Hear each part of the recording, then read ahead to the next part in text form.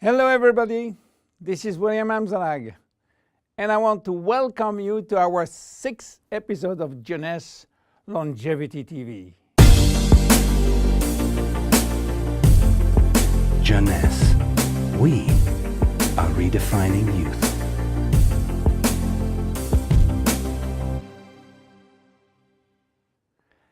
Have you heard about telomeres? Probably not. Telomeres are the end of the chromosome. They are here to protect our DNA. They are also made of DNA, but the sequences which are forming telomeres are repetitive DNA, which means that they are made of the same genetic codes repeated 2,000 times. One way to describe telomeres is to compare them to aglets.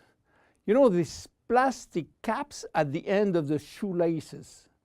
Just as aglets keep shoelaces from falling apart at the end, telomeres keep the ends of DNA from fraying.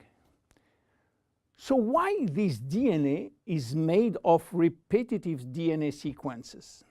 What for? When cells divide and multiply, it is very important that the DNA remain intact. If we lose portion of the information which is in our DNA every time it is replicated, human life will just be impossible. So with every replication of our DNA, part of the telomere sequence is chopped off.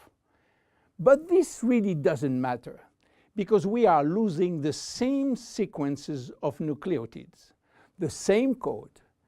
There is still another identical sequence.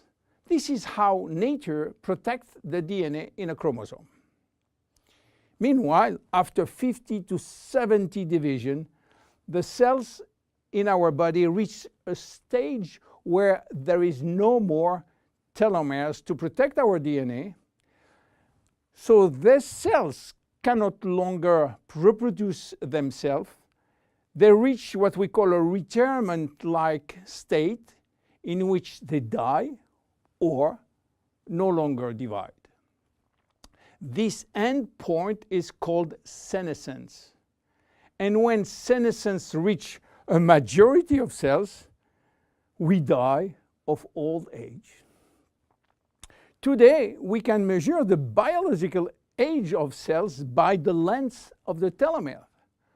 When we are conceived, the embryo has about 15,000 base pair in its telomere. By the way, a base pair is a standard unit of measurement in the chromosome.